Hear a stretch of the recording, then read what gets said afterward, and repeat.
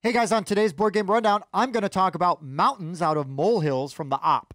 I'm going to talk about some games that are going to be shipping soon. We're going to talk about the new game on Kickstarter, Quatermain. How would you like over 100 battle maps for your D&D scenarios for $1? $1. Watch and find out.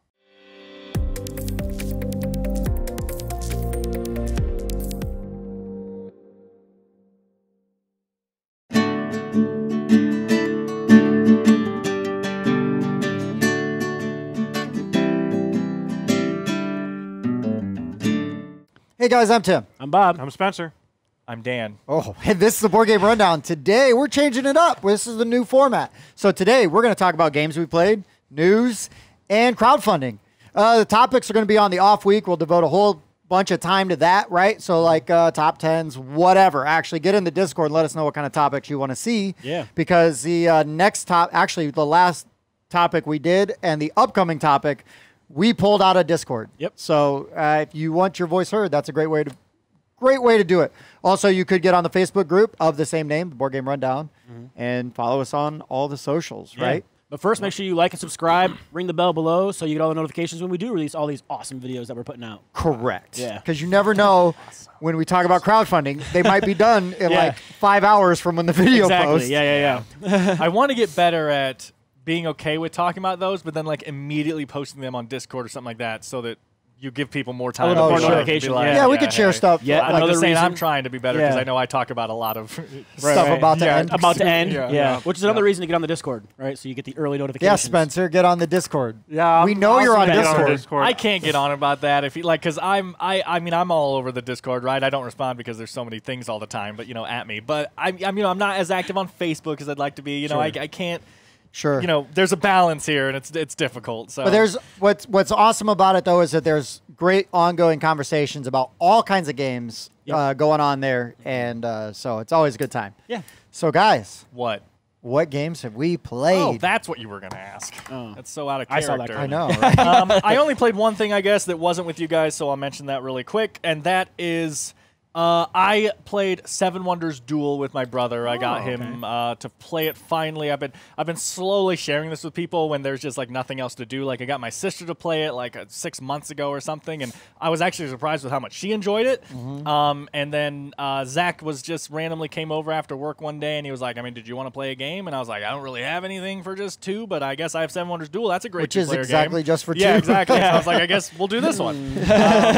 And he liked it. He wants to play it again. The thing that he didn't like, because it's partly my fault, I didn't explain it well enough, is he tends to not like in games to where if someone else is doing a strategy, you have to try to counter it. You can't do your own thing. Yeah, like if you just let someone run away with military, they'll just win. Seven Wonders Duel is definitely not solitaire. It is duel. Right, right. And he just wasn't ready. He wasn't in the right mindset to be like, fair. oh, Dan's doing too much military, I need to counter military. Dan's doing too much science, I need to counter science. He wasn't ready for that. Right. And so while he got a higher score than me, I ended the game before it mattered, right? So he was like, I need to play again now that I understand what's going on here. Sure. He seemed to enjoy it. Fantastic And it plays fast enough. That exactly. You could Yeah, it's like a play 30-minute game probably, and that's if you're really thinking. And I kind of agree with sort of popular opinion, which is Duel is greater than regular Seven Wonders. I haven't played Seven Wonders normal in so long, I don't know. But I mean, it definitely captures the same feeling, and it plays faster, so I probably like it more. I'd be willing to try it. I'm not a huge fan of Seven Wonders, but I'm definitely willing to try the Seven. I mean, the I'm not duels. like, out on the streets banging the drum for Seven Wonders or anything, but Duel, I feel like it's I pretty good. love that card system. I've seen it done in other games like that Butterfly game. Yeah, that, yeah. And I love whenever that card system's in a game. It's such a clever way. It was in the Assassination of Abe Lincoln game too, I think, where you're like you're the lawyers for the case. I believe it uses that same system too. Like any game that adopts that system, I love that like some revealed, some not revealed card system. Yeah, Interesting. Spencer, what have you played? I got to play 3 games in the last since we filmed. The first one is a game I played with my daughter. It's called Me Archimedes. This is just a you've talked about this. That was before. Amadeus. Oh, no, I have talked about it before. This must be the math version. Oh, okay. No, it's a dexterity game, so it's kind of a board game. Okay. But there's a half dome, and you've got this board along it with little indents, and you have marbles, and you can fit the marbles into the indents, and the goal is to get 6 or 4 marbles on your side without ever having the thing touch. If it touches on either side, the person who makes it touch loses. Okay. But there's so many different variations you can play. Like, if it touches on your side, you lose, in which case then my daughter was like, I'm going to put all of them on my side. So she was trying to kill me by doing that. And Right. then I had to do it back to her. So Right. yeah, it was a kind of fun little game. There you go. Right on. That sounds cool. Have you ever lost your marbles? Wow. A few times. I've seen this game. It's interesting looking. You're right. I thought that you had talked about it, but I've probably just seen No, it I don't played think somewhere. so. Yeah, this is maybe only the second or third time I've been able to break it out and Okay. play it. Is it a just two yeah, player it's just only? a 2-player game. Sure. But you know, it's a nice little strategy game. Yeah, it's Seesaw the board game, basically. Pretty much. right? Seesaw Yeah. the board game. I don't know. That sounds kind of cool to me. yeah. Also, 2 nights ago, I got to play Equinox. Yes. Mike, first time playing Oh, it. okay. Did Mike like it? I guess I Yeah. could ask him. Yeah, He's on Discord. Well, I'm hoping he liked it. He won. Okay. Terrible. Hates it. But it was pretty close. And yeah, it was a good game. Yeah, Equinox. We've talked about it recently. We also reviewed it. It's like a betting. I don't know. Push your luck betting deduction game. Powers and eliminating things. Yeah. Yeah, you're trying to guess which animal's going to make it to the end without dying. Yeah. And that's you are it. forcing And other you're animals trying to die. you're trying to prevent it from dying. You're trying. Yeah. While a harsh way to word by it, doing that but- by exterminating other animals. Yeah. I almost won. until- Mythological creatures. I almost so won calm until down. Jesse right next to me killed off the creature I had bet 5 on, and I didn't have a chance to save it. I was like, Foolish move. foolish move. I should have saved it first. Shameful display. He still would have killed it. Yeah. That's all right. Yeah, I really like Equinox. Yes. Like it is. That's a good one. Oh, I and really like then Equinox. I played for the first time ever Root. Oh, yeah, he said he wow. was going to bring that. I'm so glad you guys were able to play Root. So okay, what faction did you play as? That was the kitty cats. I don't know yes, what they're called. the Marquis. the Marquis de de Cats. Cats. Yeah. I don't know if that's the actual name. That's what I call it. the Marquette de Sade, and you torture people. Oh, goodness. So Yeah, you're the Prince John faction. we're the faction that likes to build things, and you get points for more buildings you get. And I quickly realized it doesn't matter if your buildings get destroyed. Right. You get to rebuild them, and you get more points for rebuilding them. That's a weird way of saying you're the faction that oppresses the people. Yeah. Just so you No. know. We're the faction where everyone must work. Right. But they're the more straightforward, like worker placement type or action selection type, Kinda, right? yeah. there's like the one- birds are the programming. correct. The birds were programming, and then we had the lizards who were kind of like cultists. And Okay. we had Yep. the otters who were Super cute. Oh, so They you're are. playing with the You got some expansions. expansions. Yeah. Oh, Yeah. okay. I Yeah. didn't know. Yeah, the otters and the lizards are not both in the both base. expansions. Yeah, so we had the merchant otters. I haven't played with the merchants yet. Because they can win you by play a by selling four-player stuff. game? Yeah, I I think it think. was- If you yeah, accomplish certain goals. Yeah. I'm trying to remember if there was a 5th. Can't remember. Sure. Anyway, it took so long because we had one person who knew the game, and everyone else was new. So that's the problem with Root. Root is really good, but that is the problem. Yep. That is the Super problem. It also, asymmetrical. though, for a game that complicated, I'll say that you probably should have played the easier version, Bob. I think you could agree that sometimes you have to play the easier version of a game. And Root has a very good tutorial card where it says, Yeah. hey, take these as your first round action, Yes, it and does. you'll understand. But it only works if you use the ones in the base game. Right. Right, which So- is why I was Today- confused while you're throwing in all the When- expansion stuff. Yes. Yes. I think that is a game where you can really only bring in the expansions with experienced experienced players. Yeah. Hopefully, though, everyone's still had a good time because it's a fantastic, fantastic game. I mean, it's not as good as Vast, unpopular opinion. It took a really long time for us to get into the groove, especially since it's basically 4 new games that we're learning Right. at the same time. And once we started to finally figure out what we were supposed to be doing and how to counter each other, we ran out of time. That's always So fun. I played half a game of Rouge. Sure. But now you'll be ready. So Yeah, you guys I'll be didn't ready. finish because actual time limit. you're Actual saying. Okay. time, it was midnight, and I had to be up in 5.5 hours. Yeah. Yep. And I still had to get home. That happens. Yeah, it happens. That happens. Yeah, And it what was was your pretty third fun. game? Oh, wait, that was your third Yeah, game. that was my third game. Yep. It was.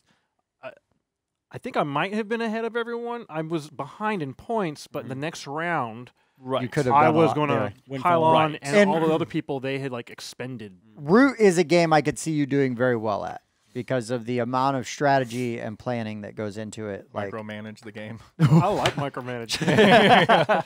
all right, Bobby, what'd you play? So Ben came over on Friday, and we were going to play Descent, but instead we opted for some new games, and so we learned and played Genotype. Oh, nice. By Genius Games. It's a Mendelian genetics game. Right. 1 to 5 players. We learned and played 2 of us in an hour and a half, so that's not bad. Yeah. That's not bad at all. You got that game a while ago. You were just able to now get it to the table. No, I actually just got it for Christmas. Oh, I thought that was one that you ordered when we left JuliaCon.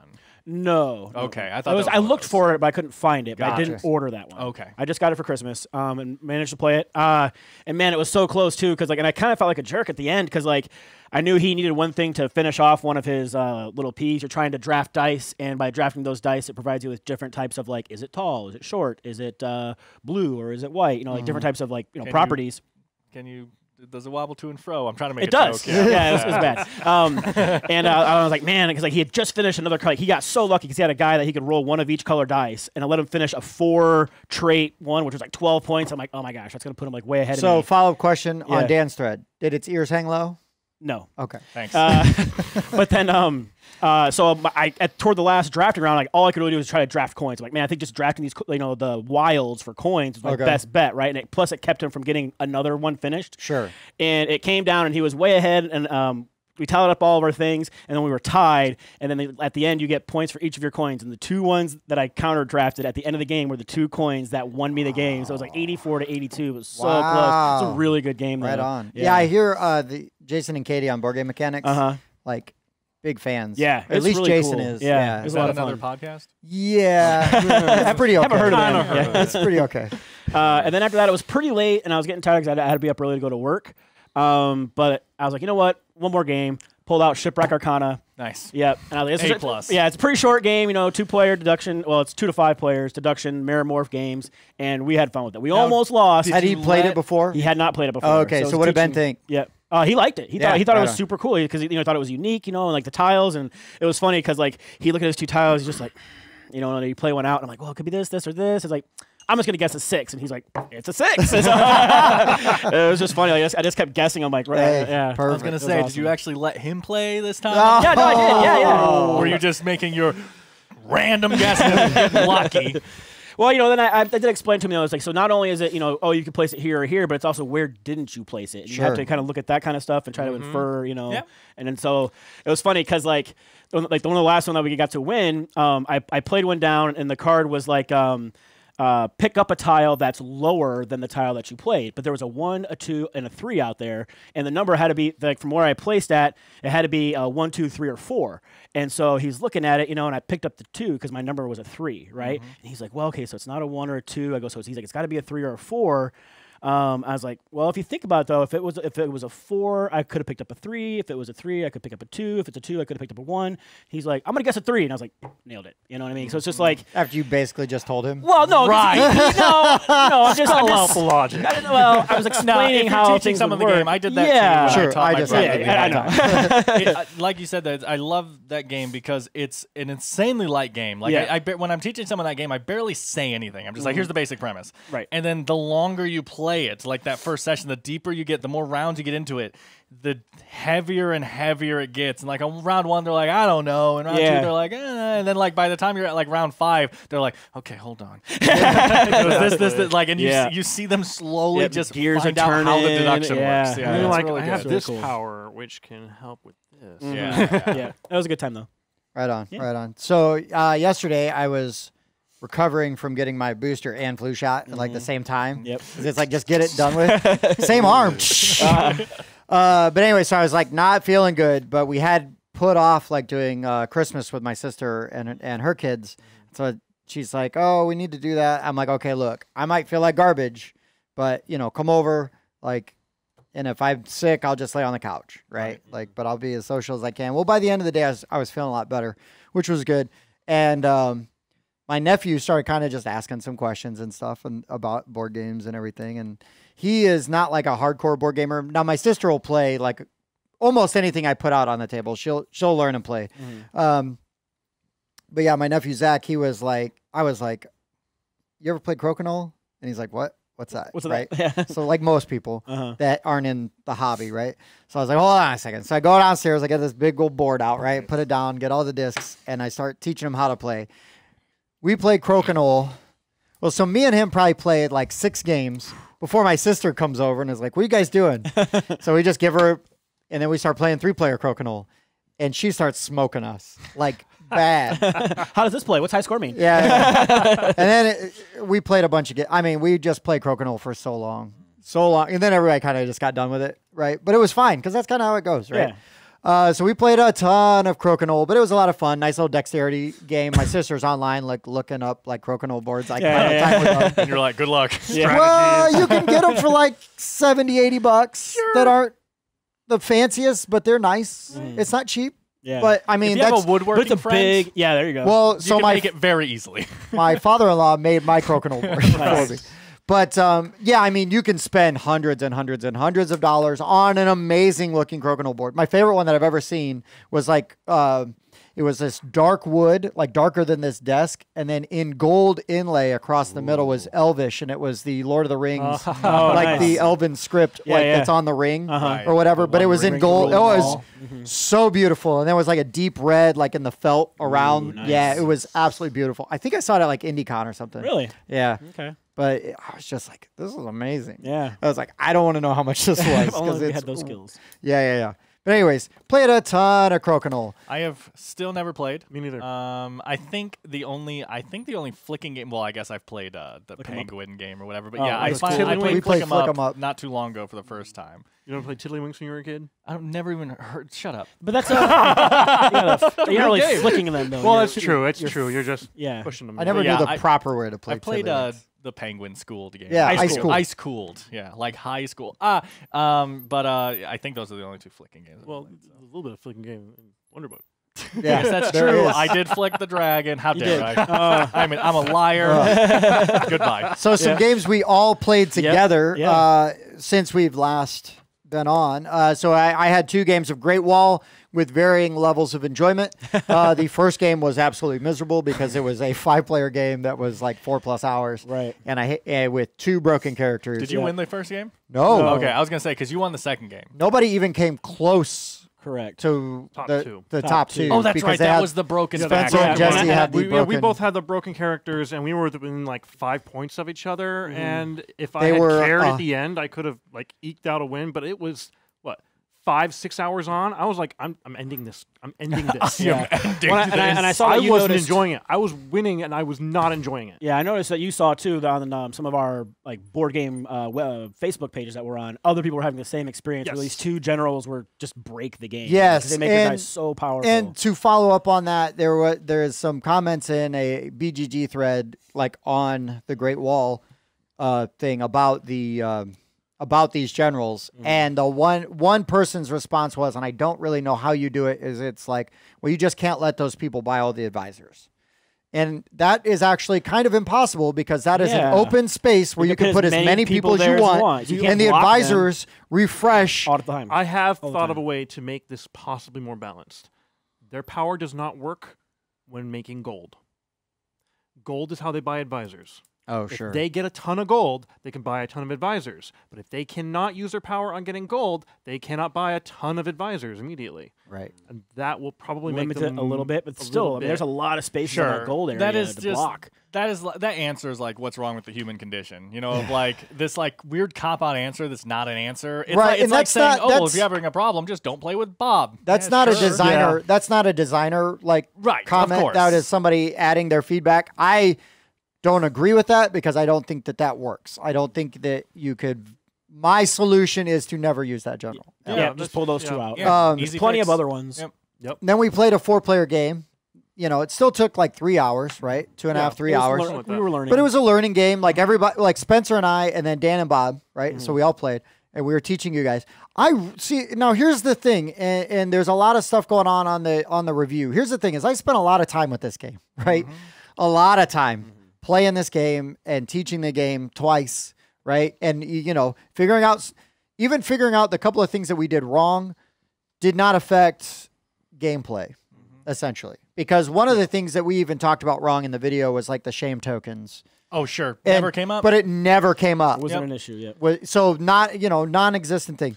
We but also explained the archery point thing slightly wrong, but Yeah, we we did played the it archery right. point, We yeah. played the 2 we point played thing it right and then Yeah, we talked just about it wrong. remembered it wrong. Yeah, Oh, talked about it you know, wrong. big difference. Yeah. But and so like Dan and I will always disagree. I think fundamentally on if archers are as useful or not. I just wish they were more useful. It's not that they're useless. I don't know. No, I know, but you had like some really strong opinions about it, right? Sure, I And- guess. But and that's fine, right? Because that's why we have all these different opinions, Yeah, and perspectives, play styles, right? And so not only did I spend a lot of time with that game, I played it with a lot of different people, right? I mean, like a 5-player and the 4-player, the only overlap was Spencer, right? So there was 3 different players that I played with, and everybody's got different play styles, right? And everybody's got sort of different ways they go about doing stuff, and I tried to play a little bit differently the second time just to Try different tactics and things. explore some mechanics and stuff. Yep. So I've seen a lot of stuff in this game play out, right? Seen a lot of the cards. Now, we haven't played with like Black Powder, have not done solo, right? Have not done straight co-op.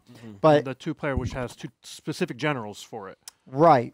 So, and I really like all the mechanics. I fundamentally like what the game presents, but I've just been unhappy with the amount of time it takes to play. Like that's my big knock Yeah. Right. on the game. And I, so 3 players, right? 3 players is what we hear is good. Now, one person commented and Saying said it was longer? It makes it take longer, and I'm like, please no. Yeah. because there's no. more actions in a round or something. Yeah, but I feel like game, that- they said. I feel like the 3 players, if it's just 3 people taking the turns, just because you have more actions doesn't mean that it's going to prolong the game. I think it's when you're waiting on 5 different people to each decide Right. what they want to do Yeah. Right. makes the game longer. I'm Does that make also- sense? I'm also just worried that because the worker placement game was like 3 hours, you said, right? And it's like it's a learning game. Yeah, but at the same time, we also weren't playing optimally like we would if we were actually playing trying to win. Oh, sure. We weren't Watching paying each card that was attention. played, this We and weren't that. paying attention to every action in the exact order it was going to happen. We weren't paying attention to every advisor that came out on every turn like you would if you were actually playing. So I'm really worried that those are going to counter each other out, and it's going to be a 3-hour worker placement game regardless. And I just, as good as the game is, like, for if I loved the game, I still just I can play Dune Imperium in an hour and a half. I can play Right. Champions of Midgard in an hour and a half maybe. Sure. So why would I play this super long? I just don't think it's worth the time, even if it is great. Even if it is a great wall. But no, I mean, it's just we got to play it at 3 and see what happens. Sure, of that's, course. That's Okay. that's and what again, and I cut. can't wait to play the co-op. I think Yeah, the and co-op is could be awesome. really good. Yeah. Co-op could be really good. My gripe, other than the length, is it seemed too easy. The game itself, not the versus each other, but we never had a situation where there were a lot of shame tokens going around. We never had a situation where we were getting hordes of people coming down on us and killing our people. We're just too good. Yeah, we focused on that. Well, and I think that was the thing is that both times we did play. Well, there was one time in our 4-player game where we were really close to a breach, Yeah, we got close. but everybody buckled in. Yep, pulled together. And there could be times though where it's like, no, I'm going to let that happen. Right. Yeah. yeah. Yeah. I'll give that guy some shame. But and if nobody did that. we had like maybe 3 or 4 shame tokens go out in the second game, Yeah. and they're just so easy to pay off. It's Right. just 2 of the I chi and it's gone. think I ended the game with 1, and I don't know if anyone else even did. Yeah. So I got rid of we mine. paid them off. Yeah, I paid off mine too. But yeah, So- They should I mean, spend well, more. A few I little know. things like that. it's fine. I'm a moron. But I just remember wanted to who won kind of those like, games, to be honest. we played Great Wall. Just wanted to touch back on it Yeah, yeah. and say all that stuff. It's just a big popular game. It is. And most of that stuff you could see all in the comments and everything anyways, but I just wanted to say it so it's been said. You could hear it with my inflection so you understand how I mean it. Anyways, another game we played, Search for Planet X, which Dan taught us, and Dan had been hyped up about. Yep. Did not garbage. disappoint. Garbage. Oh, wait. Yeah, I mean, wait, that's right. Total garbage.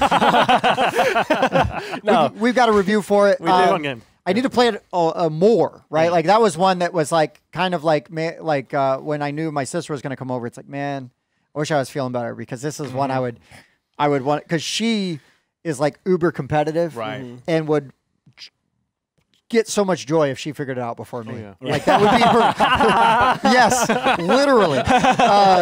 Yeah. Do you own it too? Yeah, I got it for Christmas. Oh, nice. I asked for it for Christmas because Dan talked about it so much. And I'm like, well, at least one of us will end up get it. with it. Yeah. Right? And so Dan got it for Christmas. I got it for Christmas. Cool. So it worked out. Like, Yep. I'm looking. I can't wait. I mean, it depends on which group I play with, of course. But next time I play, I really want to play the advanced version. I can't wait to try that out and be like, oh, there's 18 sectors. It's I call it a mixture of Cryptid and Sudoku. It is a pure deduction game where there is some player interaction, but it is very limited. Yeah, a little bit. Another game.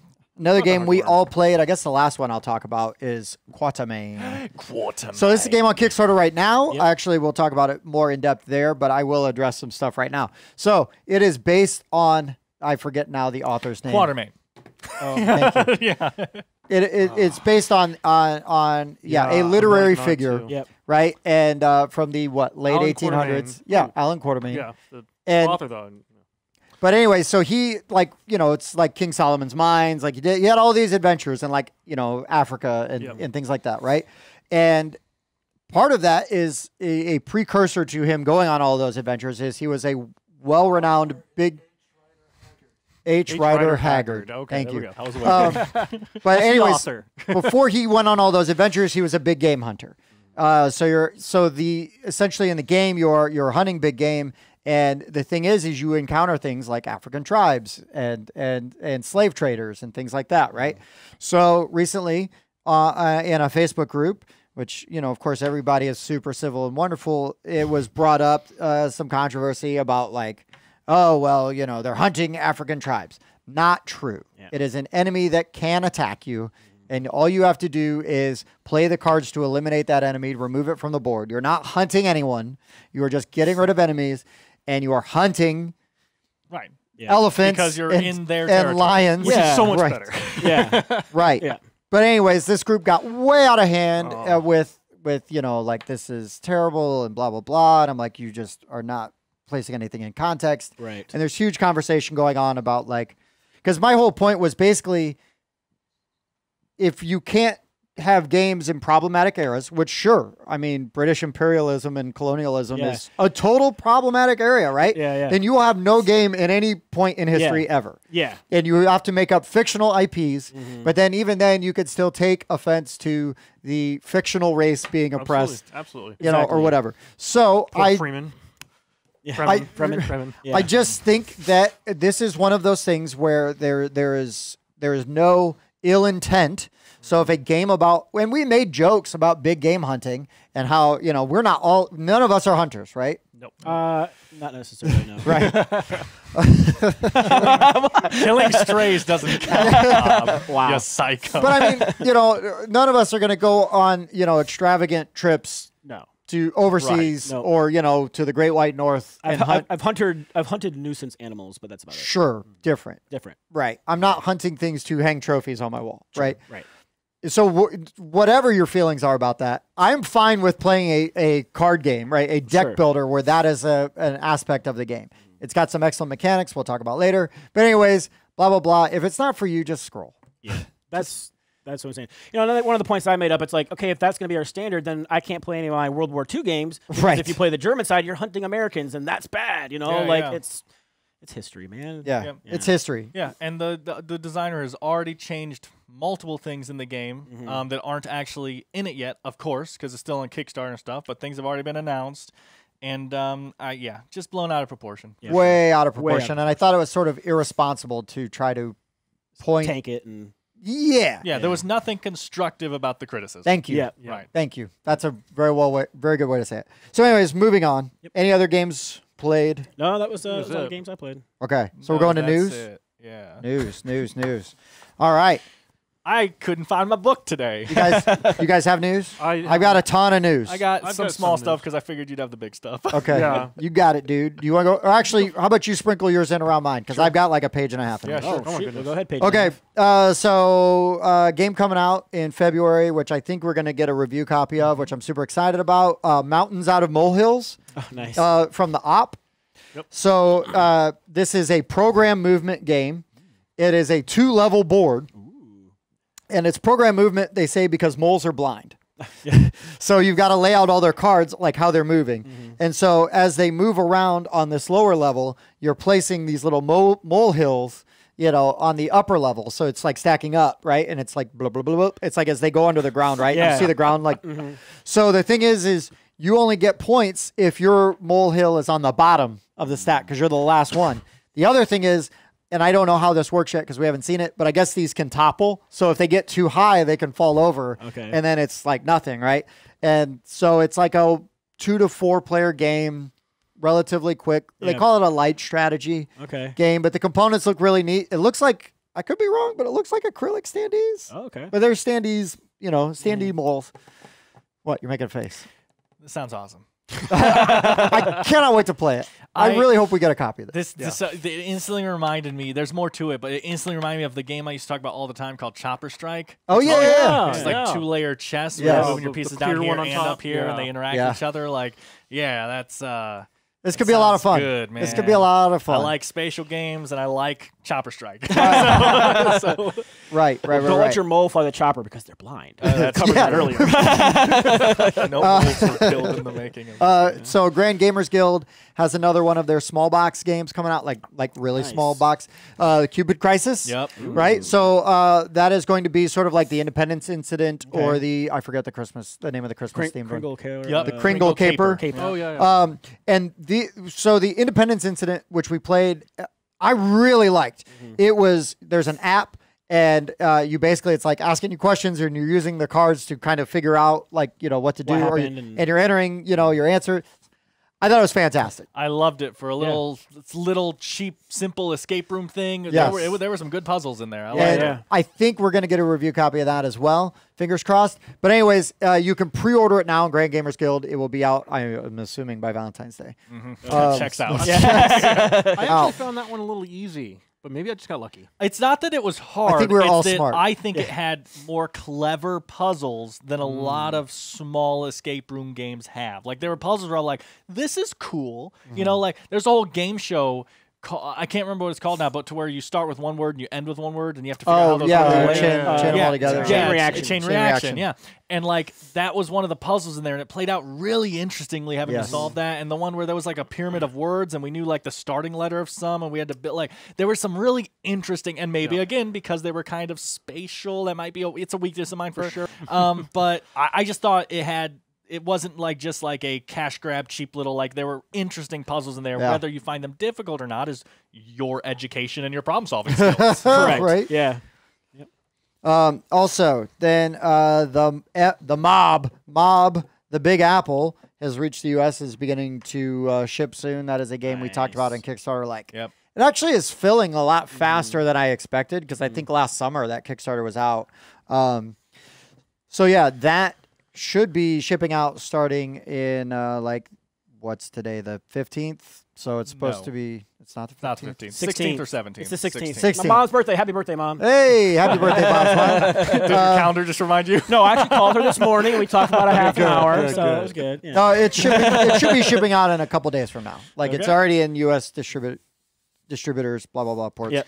And along those lines, AuZtralia, the expansions are on their way overseas, and they expect that to ship by mid-February, assuming that they get offloaded in a timely manner.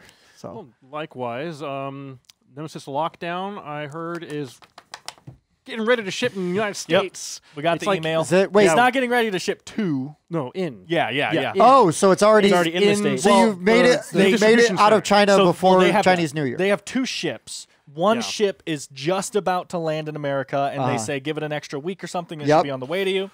And then the second ship, they're not sure when it's going to arrive, but it'll be soon. What's important is it's out of port. Right. So that is what is important. Yeah. Because I got that email. For those of you that may not know, right, Chinese New Year basically shuts down all Chinese manufacturing for almost a month. Which is a lot of manufacturing. It's a lot of manufacturing. Board game manufacturing. And so for people that back a lot of games on Kickstarter or GameFound, right, if your game doesn't ship out of China before the end of January, it's not leaving China till March. Right. It's just realistically plan on that. That is what it is, which is fine. It's a known quantity. Yes. You just got to know it.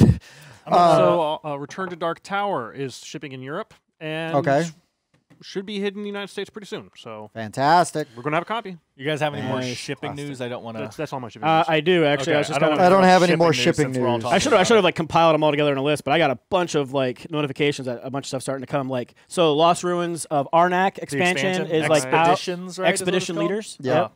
Phantom Inc.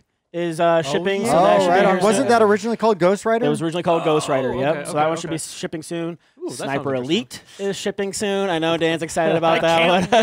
wait. I gotta get all these guys to play the video game first, though. Well, we'll see. It's a great game. And you then are fighting Germans. okay, well, that's good. Oh, No, can't do it now. problematic. But era of they're history. bad. They're the bad ones though, so it's okay. Hey, it's all perspective. Yeah. Well. I'm gonna take a stand. I'm gonna stand. Just put me down. And then Built for War, which is one I talked about, where you're like building tanks and whatnot, and you have like little dials on there. That one's going to be shipping soon too. And I have one more too, but I can't find it. Okay. So when it shows up, I'll let you guys know. I'm gonna Shipping. sprinkle something really quick. No, I said done. I just wanted to yeah, make sure yeah, there was yeah, any you're more of good. that. You're good. So that we didn't keep jumping back to shipping. Yep. Bob, did you see the Quedlinburg thing? Oh yeah. So I just saw this on Board Game Geek. This was one of the things I saw on the front page of Board Game Geek.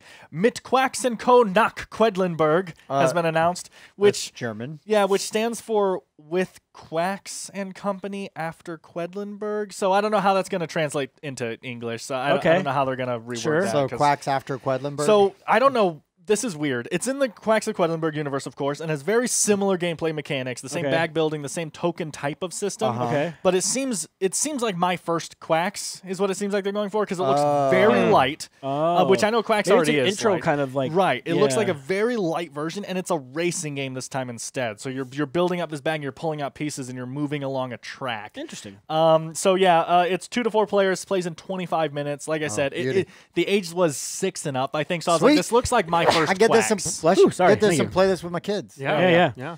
So yeah, that was just something Cool. that I was like, oh, but it might be interesting to I like Bob that. because Yeah. the gameplay is at least the same. I Right. like Right. that How much more do you have? a lot. Okay, then go ahead and do some more of yours. Okay, sure.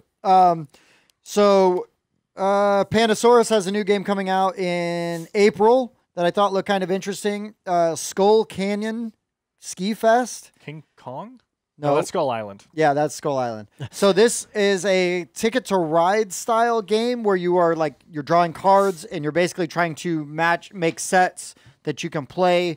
So then you can go down ski trails and score points. Okay. Right. It looks like the map is your trails down the mountain. Sure. But there are Yeti cards and avalanche cards. Nice. So there are things that can interrupt like the runs and things like that. I don't understand how any of it works other than that they say in the description that is a Ticket to Ride. But, just put that on your radar. It's coming to retail in April. Man, you guys remember that old Flash ski game? Where you go down and then the abominable guy comes out and like Never played that. Yeah. man, what a fun game. But You that say is so. that is Skull Canyon he knew what I was Ski talking Fest. about. Yeah, but I mean, For those of you that are fans of Splotter games, I don't think I've ever played a Splotter game. Like Food Chain Magnet is like the main one. Magnate. I said Magnet. I know, wrong. Magnate. Food Chain Magnate. They are These making two food chains. oh no, the opposite. They've got a new game coming out. It sounds like it's along those lines, play style wise, so but very deep. Horseless Carriage.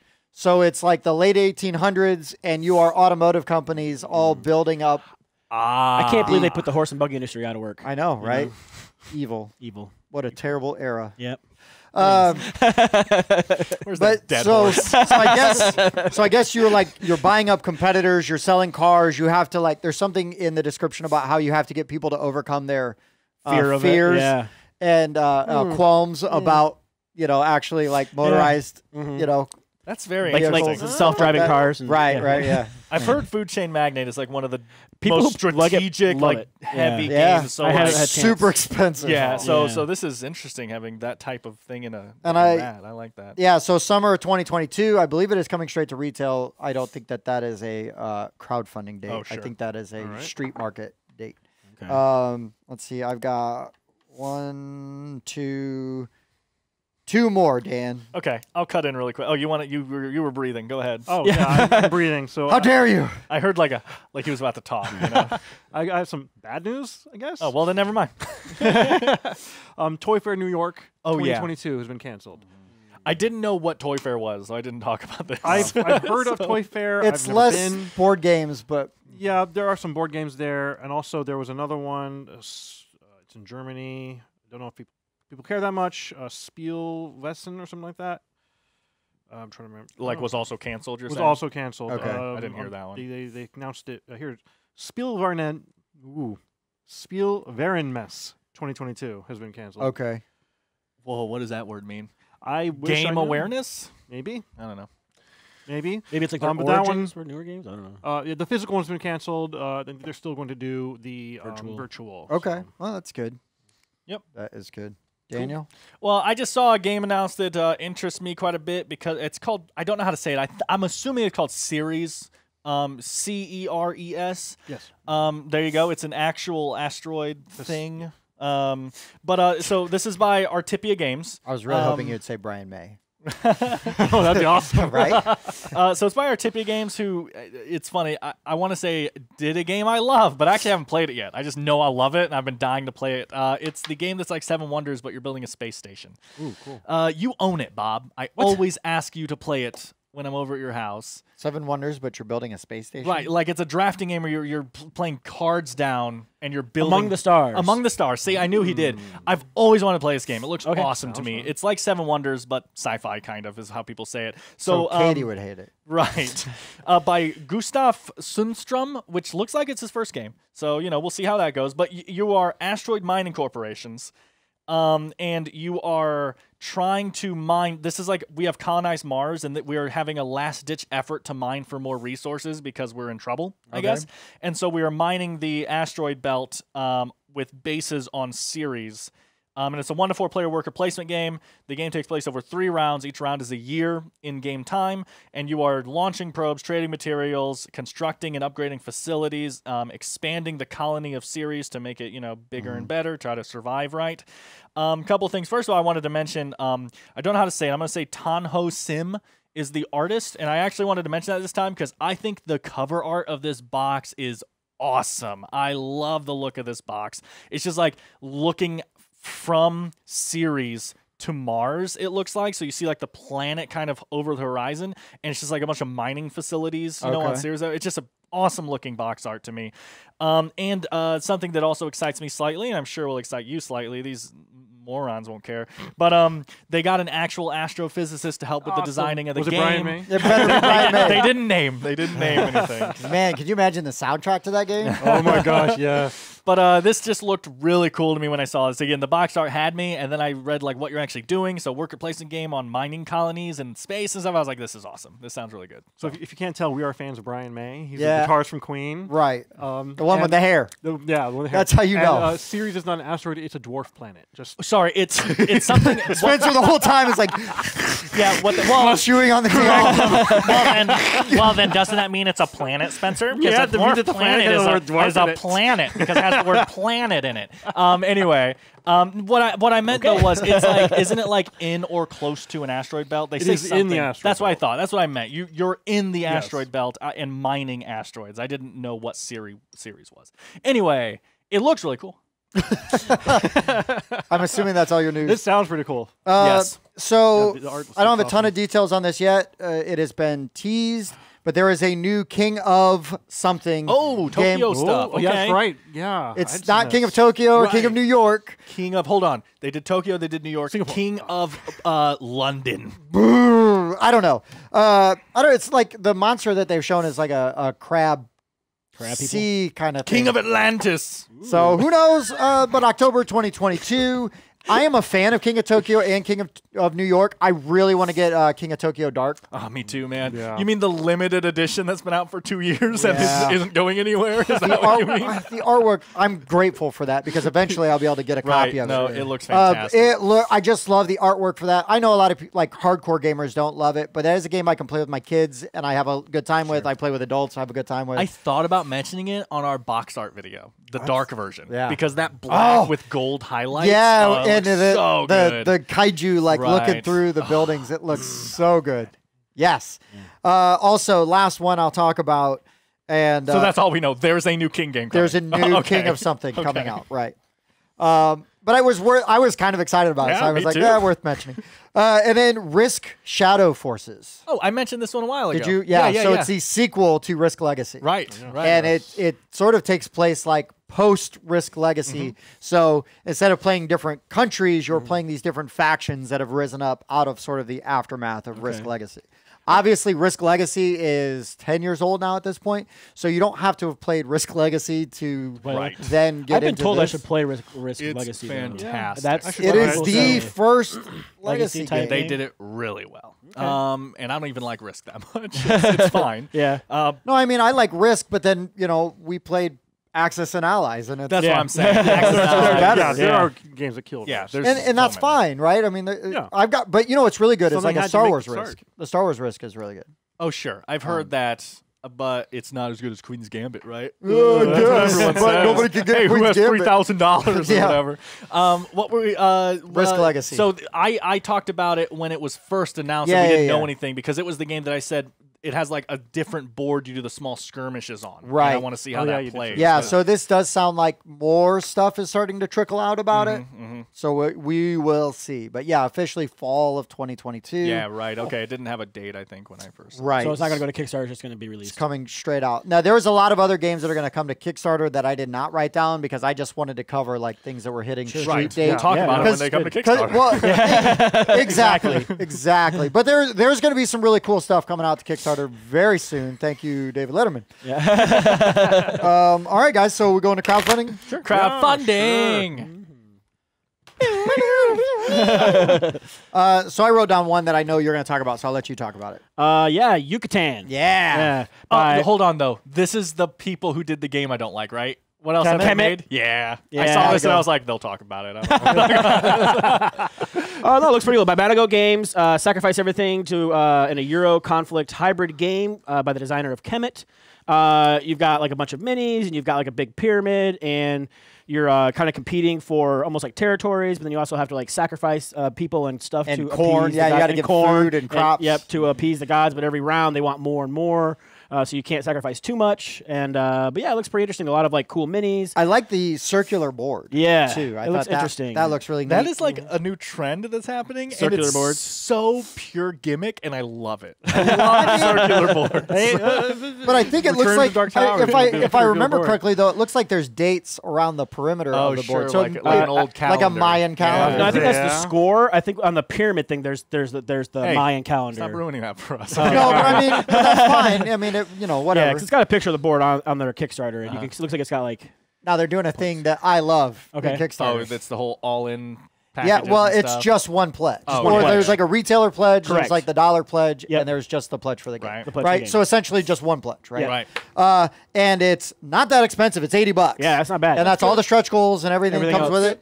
And while I have some mixed feelings on the new Kemet, because I really like Kemet a lot, that game is really well made. Madigo makes very good looking games. So and a lot of people, like I'm in the minority, I guess. Well, no, I guess not. I love old Kemet. I think a lot of people love their original Kemet more than their new Kemet.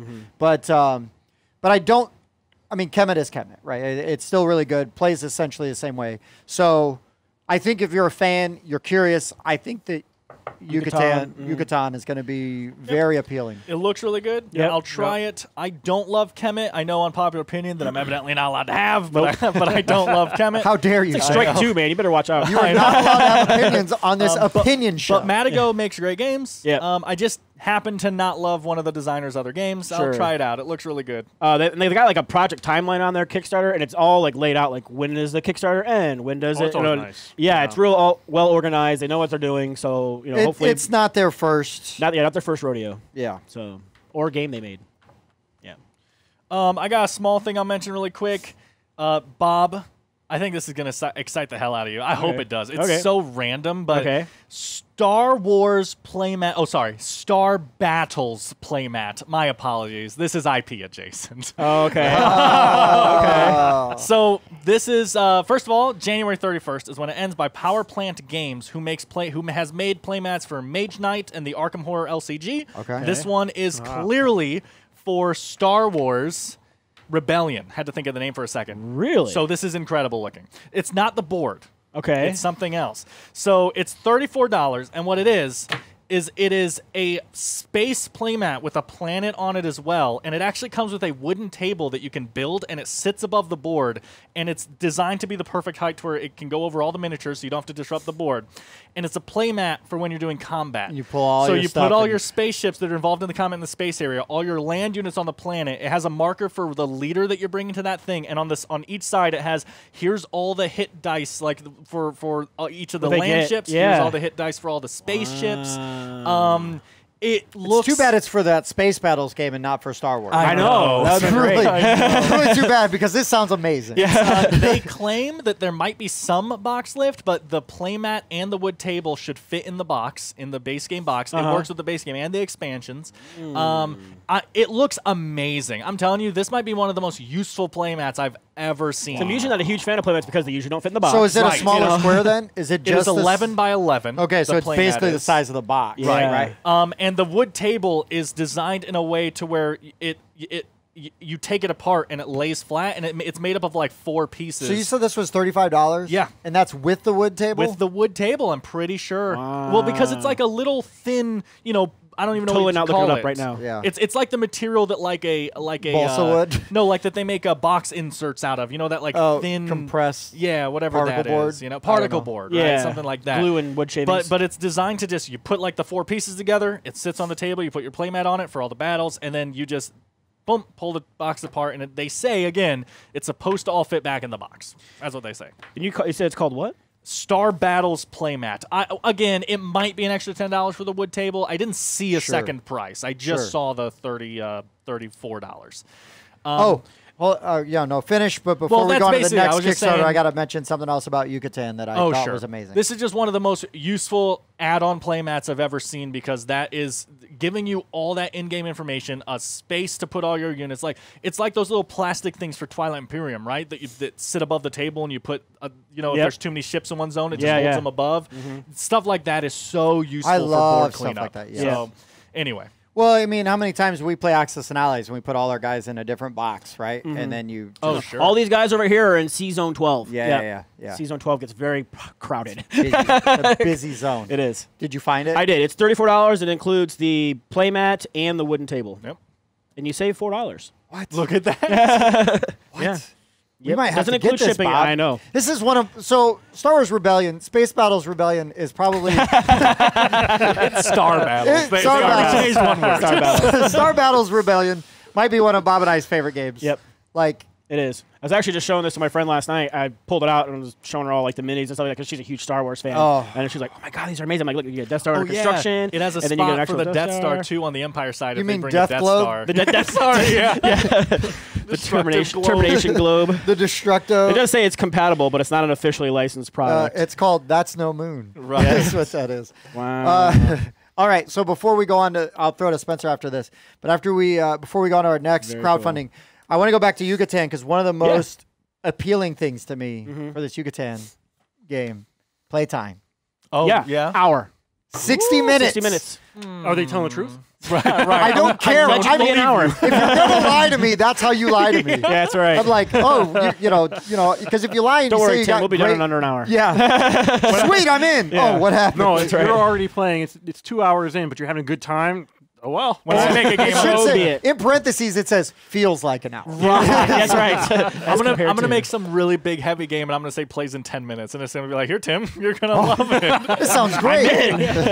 10 hours later. Yeah, but yeah, so it says it plays in 60 minutes, Yeah. which I forgot to bring that up. That's could be good. amazing. I know, I totally forgot. I wrote it down because I was so excited about There's it. so many underlines.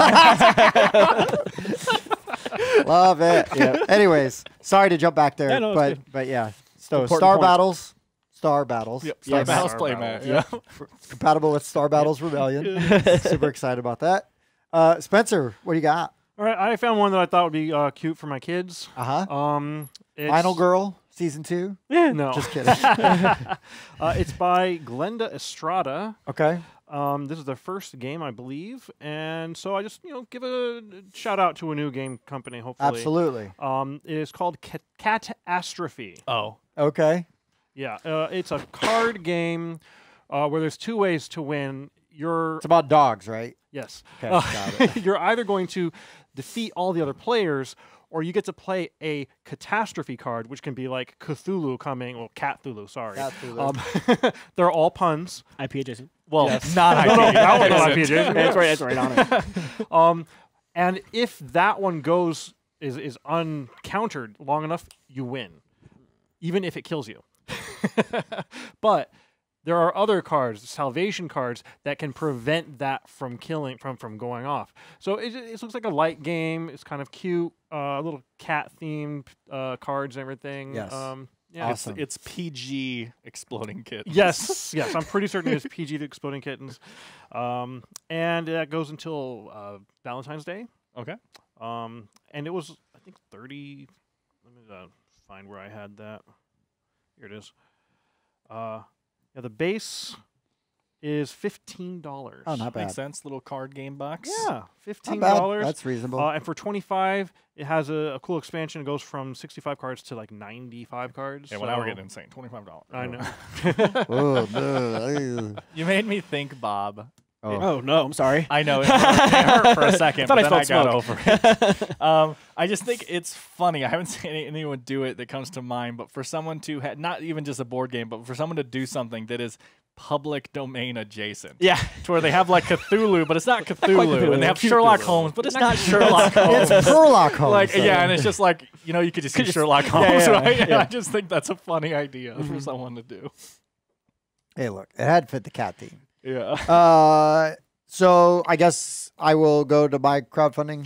Sure. Yeah, mine's Quatermain. Yeah. Yep. Knew you were going to do it. That's why I didn't write it down. Yeah. No, so this is a $30 deck builder.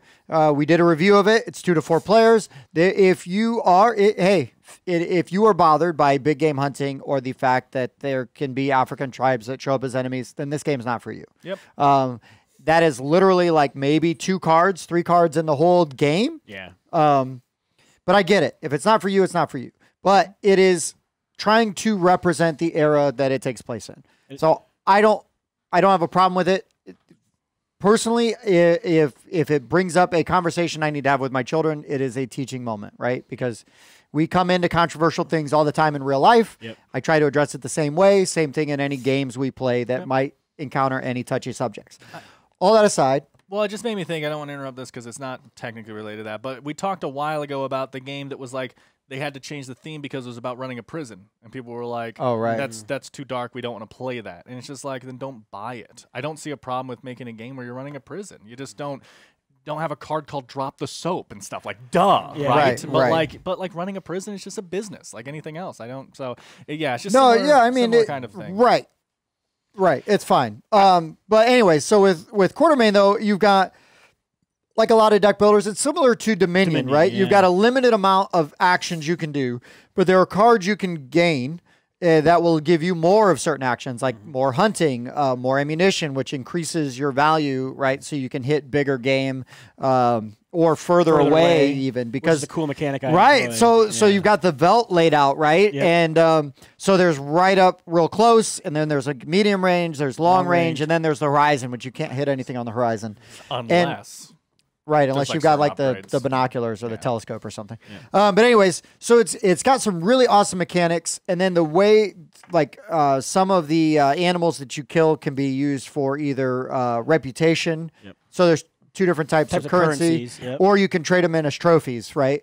And so you're going to get allies, which you can use to give you bonuses and benefits. You can buy like a better gun. And the interesting thing is you've got like a gun rack. And so basically at the beginning of your turn, you're going to look at your hand and you're going to go, I'm going to take this guy with me, and I'm going to take this gun with me. Right. And then, so everybody else is just all right back, here. hangs out. So you don't have to wait for it to like cycle through your deck. Right. Now the adventure cards you buy, right, that give you all the bonuses, those go to your discard and have to get shuffled through and play like a normal deck guns and builder. your allies, though, they they hang out. Get them right I away. like how you're like, I know this guy's going to die. I'm going to pick the one that's the weakest and make him. Right.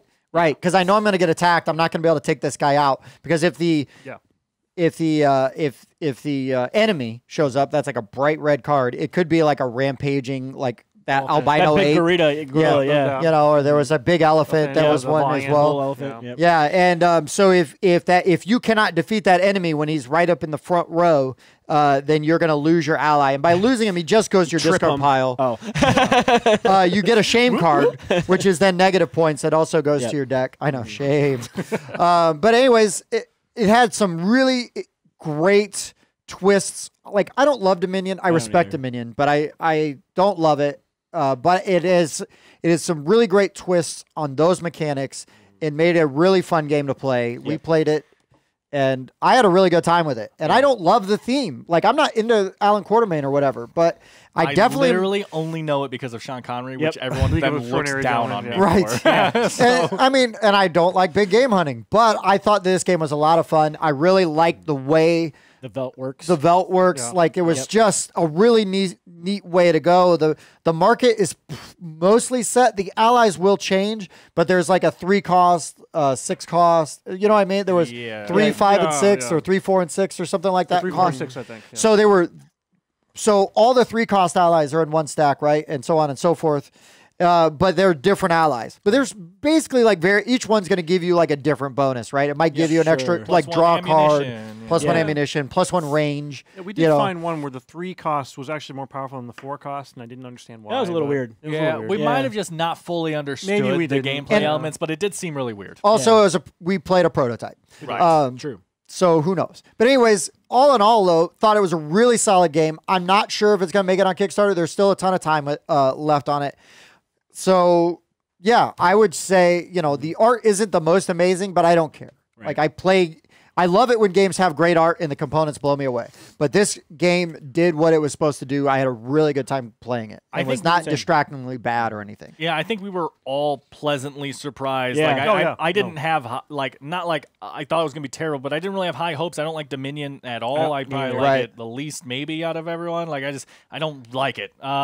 And this game was Dominion-y. You set it up, you explain the rules, and you're like, ugh. And then we started playing, and I was like, this is really good. Yeah, it fixes some of the things that Dominion and the theme just is really there. It's really there, and that's why you can't just reskin it. Right, I mean, I think you could reskin it to, like, Western, which is something I kind of mentioned in the thing, but you might also have to have, like, a cattle thing that isn't in the game, Right.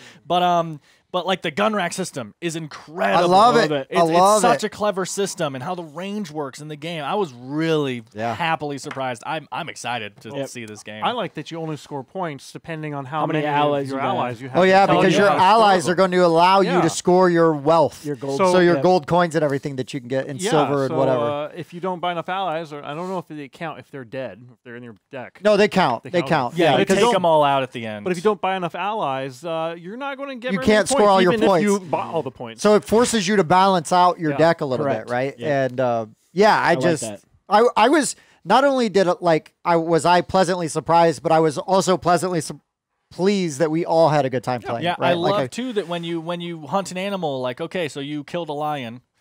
So you can either immediately take that pelt into town and trade it for some stuff, or you can hold on to it, take it back home, and try to save so then up it goes into your discard. You can draw it later and spend it then. Right. But you can spend it right away, which is such a unique thing. Yeah. This is the best way to kill a lion is in this game. Because to do it IRL kind of sucks. Yeah. Okay. If you're gonna kill a lion, play Quatermain. All right. Just have it be that way. Yeah. Or if you must shoot something, shoot it with a camera. I mean, I can't argue.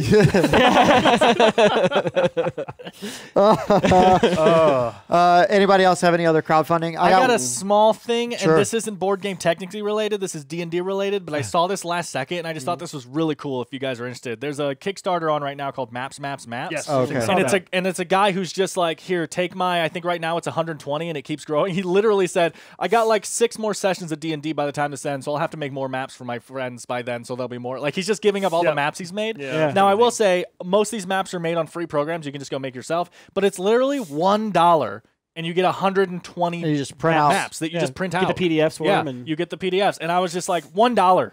for saving you hours worth of work is amazing. I've been making maps recently, just like messing around. I got a gift from my sister. She doesn't watch this. She hand drew a map of the continent that we're kind of playing on right now. So I got on a website and I made like a rendered version of her map that I'm gonna give her because I think it looks cool and stuff. But like, still though, I just think it's called Maps, and I just think that's the guy is so nice. Like, you just read everything. He's just like, yeah, I know. I just felt like giving you guys these maps and helping you out. And like the stretch goals are like, he's like, I mean, I'm just giving you guys all the maps I have. So like, if we get 500 backers, I'll get you guys 2 pictures of my dogs. It's just like worth it. He's just like this super laid back person. That's awesome. Who's just it's so funny. I'll give him $1. The internet needs more of those kind of people. Right? There's not enough of people like that. I didn't write. Daniel James, and it ends on January 31st. Can we give him the He'd be our friend. Yeah. Seriously. But no, seriously, it's $1 to get it. And he says, I mean, if you want to give me some more, that's cool. I can make another Kickstarter, but you guys don't have to. It's so nice. That's so good. Is it funded? Yes, it was very much funded. I think he needed about $1. I think he's at like $800. Lofty goal. Yeah, good for him. Yeah, that's awesome. I kind of had one. I noticed this one as I was like on the way out the door, so I haven't had a chance to really look into it. It's called Brewing Shenanigans. Okay. I think it's a 2-player game. I'm not certain. It might be 2 players per box, so the more of them you buy, the more you can play. And it's not... I was a little disappointed when I found out it wasn't brewing beer. It's brewing espresso. Well, you're brewing shenanigans. It's true. I clicked on this, and I saw that you're brewing the tea or whatever, the coffee, and I was just like, I'm out. What's funny is you don't even drink. Yeah, you would be more interested in a beer game. Probably not either. I'm just saying. I hadn't had time to really look into it, but I thought the art looked good, and I thought that it was an interesting idea. So maybe next week or 2 weeks from now, whenever we do this again, I'll have more information on it. Sure. Speaking of, it just like dropped today. So speaking of future hints, I saw a game called Collab that I was thinking about talking about. It's getting kind of hyped right now. I'll talk about it next week because it still has like 30 days left. So, time. Whoa. Foreshadowing or whatever you call that. Teaser. I don't know. Teaser. There's one I'll mention. There's one really big one going on Kickstarter right now, over $1 million. Yep. I'm going to talk about it like just a tiny bit, but it does something that I hate. Well, so Final Girl. I had this problem with the first Final Girl. Oh, you played it? No. With the Kickstarter. with the Kickstarter. Okay. I had this problem with the people that played the game have said it's very hard. Yeah, so Final Girl is a solitaire game, horror theme game, and you are trying to you're trying to survive a scenario, right? And you're the final girl in a horror movie, right? So you could be at Camp Crystal Lake. You could be like on a spaceship, right? Or whatever. And you're Ripley or whatever. Anyways, the game sounds really good. I was looking into it the first time it came around to Kickstarter, and I was like, could not wrap my brain around the options. Now, Series 2 is out on Kickstarter. Ton of time left. You going to go through all of them? Not all of them. But there is a la carte, which is $20. You get the feature film box of your choice and any add-ons, blah, blah, blah. You can choose from Series 1. Wait, so you choose what actual life movie the box art looks like? Is that what you're saying? No, that's the scenario. Each box is its own movie scenario. Got it. So for $40, you can get the core box. Okay. Which could be a different feature film, is what they call their boxes from Series 1 or 2. And then you can always add on. $90, you get 2 feature films, but does not include a core box. So I'm assuming you need a core box to play. Sure, in case you have the original core Final box. Girl. Right. Yeah, okay. $159, you get Series 1 franchise. That was a jump. Yep. So you get, I don't know. It's a ton of stuff. And $159, you can get Series 2 franchise. Ooh. Okay. Which is every box set from Series 2, but not Series 1. There's like a collection booster, for $165, does not include a core box. Gameplay all in, $209 if you're new and only want gameplay items. So that gives you the core box, all 10 feature films, and then like some scenario books. You better like that game. Series 1, Series 1, Series 1, Series 2. It's got Series 2. Okay. So that might be the one, the gameplay all in. If you don't have any of it, There's so that's $209. Then there's full franchise, which is $299. Series 1, Series 2, and a storage box for each. Includes all stretch goals. So is gameplay all in not include stretch goals? It doesn't say it includes stretch goals. That's impossible. It doesn't say it includes That's got to be an oversight. Maybe it does. $329. It's a big difference. Epic All In. So this is everything, all add-ons, mystery boxes, promo cards, Series 1 gruesome death books. Does not say stretch goals. Maybe stretch goals are down here on the other thing. Anyways, it just does the thing that I hate, right? Because it's like so many things. It is stretch goals are not listed in the description. And then there's like a retailer pledge.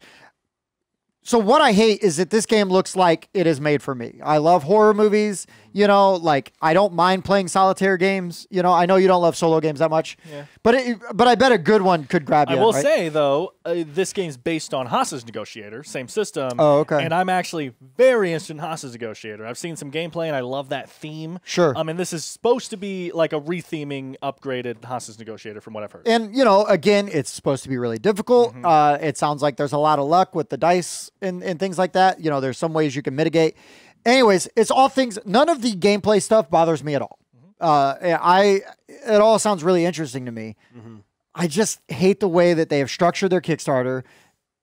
I get that you want to have let everybody get all these different options because you've got like this long, for something like this, and something like Dice Throne. So has to do the same thing. Many things, but like I honestly, I'm not going to back it. But like, let's just say I was like, oh, gameplay all in, like I want that. How devastated would I be if I didn't get any of the stretch goals? Right, that is such because that is not all in. Yeah, not only that, but usually, again, you can do whatever you want as long as you explicitly. Because I'd have to jump up to $299 to get the stretch goals, according to the way that their thing reads. It's just usually stretch goals are like, thanks for backing. Yeah, this extra everybody stuff. usually gets. I have seen some where the stretch goals are only if you spend extra. Right, and like I said, that's they can do that. It's their project as long as they explicitly state that they're doing that. That's fine. It's just weird. It is weird. I even saw one where they had like 2 levels of stretch goals. And I also feel like that this kind of game lends itself to like it's really so. I don't know about you guys. I'm going to speak for Bob and I. Bob and I are completionists. Yeah. We do not like to get a game and not get everything for it. I call it addicted personality. Fair. So I'm okay with that. This is a game that's really tough to just kind of dip your toe in. Right? Like, I'm just going to get the one box. Because I've never seen Final Girl out on the wild, like on FLGS shelves. Yeah. So it's like, what if I get this game? And I really love it, but I played through whatever comes in the core box, and you know, now like you got to go to the secondary market and way overpay, probably, right? Hope that you can go to a convention and get it like a math trade or something. Maybe, yeah, maybe. It also is a game that's probably easy for people to make like downloadable homebrew stuff for because it's just a quick scenario you play through kind of thing. But here's the other thing: is that if you just buy the core box, I guarantee you, anybody that's trading their copy. That's got everything. It's got everything, and they're not breaking it up. Right. Yeah. Sure. No, yeah. So you're gonna end up with dupes. So how accessible is it to get all the other stuff? This lends itself to a platform that I do not like very much. Yeah. 100%. You're right. But anyways, my opinion does not matter because this is like $1.1 million. It'll be 1.5 easily before it's done. I mean, when you're charging $300 to get everything, of course it's going to tick up quick. How much time is left on it? Oh, 18 days to go as of filming. So it's still got, you know, over 2 weeks. Anytime. So, I mean, there's the appeal. I know that there's somebody on the Discord that has it, and he was kind of talking about it a little bit. So I kind of want to ask him, like, are you backing it? The Series 2? Yeah. Because I don't.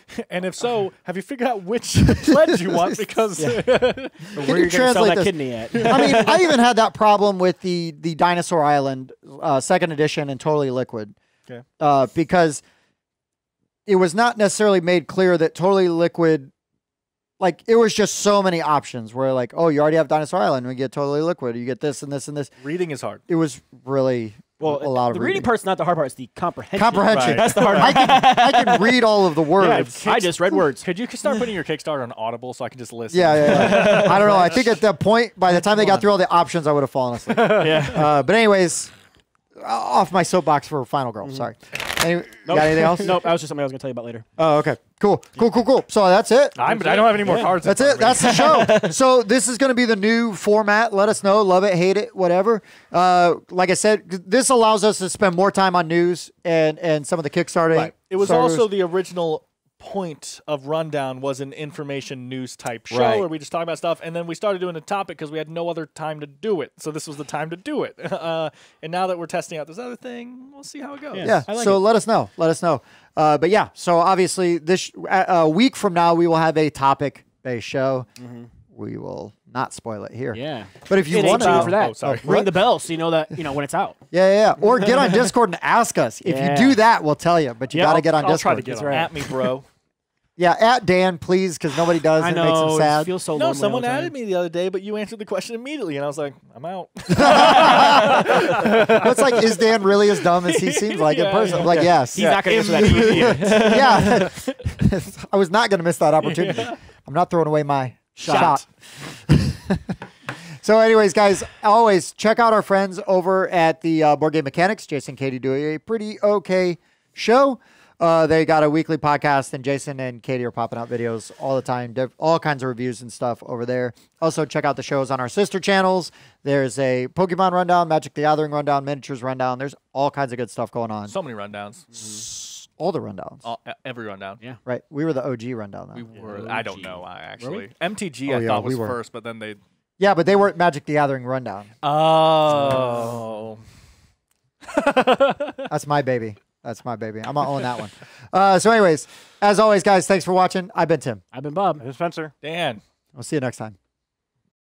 Hey, guys, on today's Board Game Rundown, I'm going to talk about Mountains Out of Molehills. Let me start over. Molehills. It's time to make it. Man, there were some hills, now there's even more Molehills.